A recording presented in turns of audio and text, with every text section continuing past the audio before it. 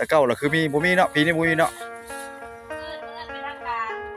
มื้ออื่นต้องมีลงเนาะมื้ออื่นเด้อพี่น้องมื้ออื่นจังติดตามต่อไปเพราะว่าค่อยสิบ่ได้ขึ้นมันค่ำแล้วเนาะบ่แปลกสิได้ไปเก็บภาพอยู่ข้างทางให้พี่ให้น้องเห็นเพราะว่า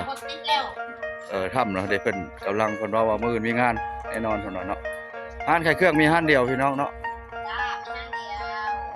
นางน้อยนางน้อยไปส่งพระจักเทื่อละฮะยังบ่ได้ไปบ่มื้ออื่นเนาะเริ่มไปเนาะ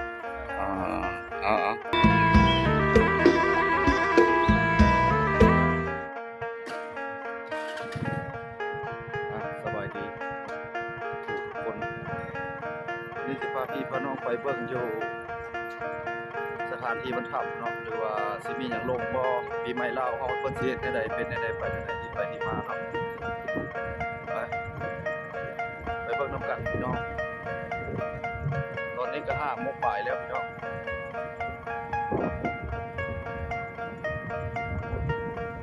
พาพี่พาน้องไปเบิ่งไปลุ้นไปคอยเบิ่งกันว่าปีใหม่ลาวนี่เขาสิมีหยังเกิดขึ้นบ่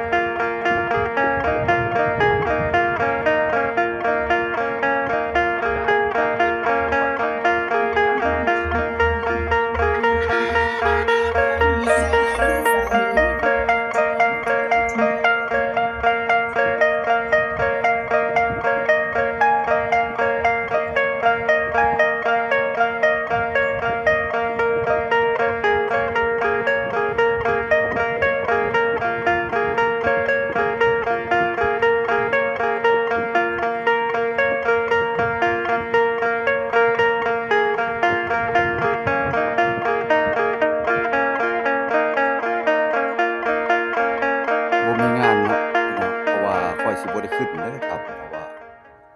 มาเก็บภาพข้างทางให้พี่ให้น้องได้เห็นว่าสภาพอยู่บ้านถ้ำเฮานี่มีหยังงานบ่แต่เก่าแล้วมีวงดนตรีลงพี่น้องบ่ทันมีเนาะพี่น้องเนาะ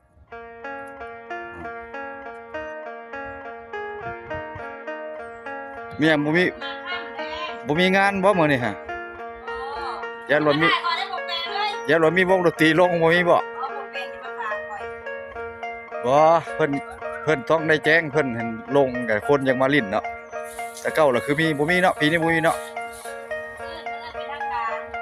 มื้ออื่นต้องมีลงเนาะมื้ออื่นเด้อพี่น้องมื้ออื่นจังติดตามต่อไปเพราะว่าค่อยสิบ่ได้ขึ้นมันค่ำแล้วเนาะบ่แปลกสิได้ไปเก็บภาพอยู่ข้างทางให้พี่ให้น้องเห็นเพราะว่าถ้ำเนาะได้เพิ่นกำลังเพิ่นว่ามื้ออื่นมีงานแน่นอนเท่านั้นเนาะร้านขายเครื่องมีร้านเดียวพี่น้องเนาะนางน้อยไปส่งพระจักเทื่อละฮะยังบ่ได้ไปบ่มื้ออื่นเนาะเริ่มไปเนาะเป็นรถน้ำกลางทางนี่บ่จะคักก็ได้พี่น้องมันรถเนาะย่านรถ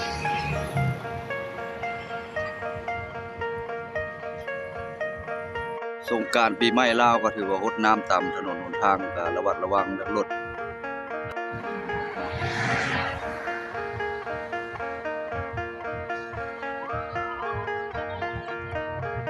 มันพี่น้อง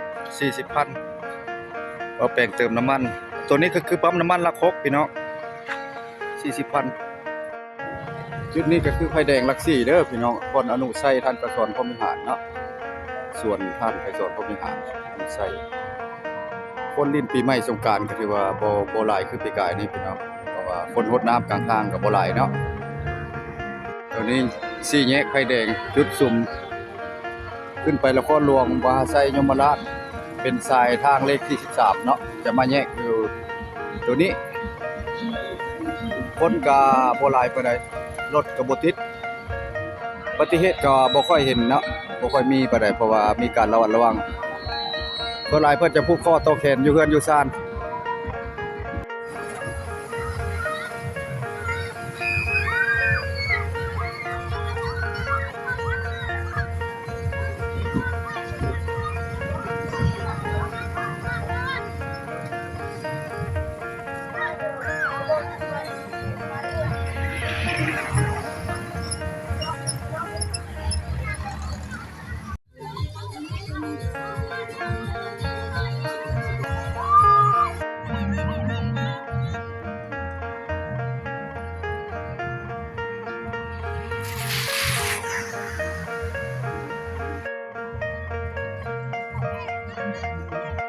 เส้นนี้แหละเป็นเส้นถนนที่เลขที่13ไส้ทางไปมหาไส้เนาะเป็นสายทางเลขที่12พี่น้องข้างขึ้นมหาไส้ยมราชเนาะเส้นนี้คนริมน้ำก็บ่หลายปานใดพี่น้องเพราะมันหนาวเด้อพี่น้องเด้ออากาศหนาวเปลี่ยนแปลงมันอากาศหนาวหลายคนริมน้ำบ่หลายปานใดตัวนี้แม่นถนนเส้นที่ว่าลัก6เนาะทางขึ้นมหาไส้ตัวนี้คือละโคกบ้านตาดบ้านดงแต่ว่าห้านขายเครื่องมีห้านเดียวพี่น้องอันนี้เป็นโรงเรียนบ้านถ้ำแล้วก็ถ้ำบ้านถ้ำช้างเนาะว่าแปลงสิได้เก็บภาพบรรยากาศข้างทางที่ว่าลิ้นสงกรานต์ปีใหม่ลาวเฮาในตัวเมืองให้เบิ่งเนาะถ่ายรวมให้พี่ให้น้องได้เห็นแต่ว่าห้านขายเครื่องมีห้านเดียวพี่น้องอันนี้เป็นโรงเรียนบ้านถ้ำแล้วก็ถ้ำบ้านถ้ำช้างเนาะว่าแปลงสิได้เก็บภาพบรรยากาศข้างทางที่ว่าลิ้นสงกรานต์ปีใหม่ลาวเฮาในตัวเมืองให้เบิ่งเนาะถ่ายรวมให้พี่ให้น้องได้เห็นสภาพเส้นทางก็รถบ่หลายปานใดเนาะคนรถน้ำมันหยังก็บ่มีว่าแปลงจะได้อัปเดตสถานการณ์ให้พี่ให้น้องได้เห็นสงกรานต์ปีใหม่ลาวในเฉพาะตัวเมืองเนาะบ่ได้เข้าป่าก็ต้องเอาคลิปตัวเมือง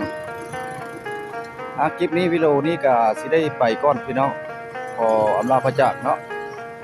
ฝากพ่อพ่อแม่เข้ามาเป็นกำลังใจเนาะทั้งสิเป็นพี่น้องชาวไทยเฮาหรือว่าชาวต่างประเทศเนาะ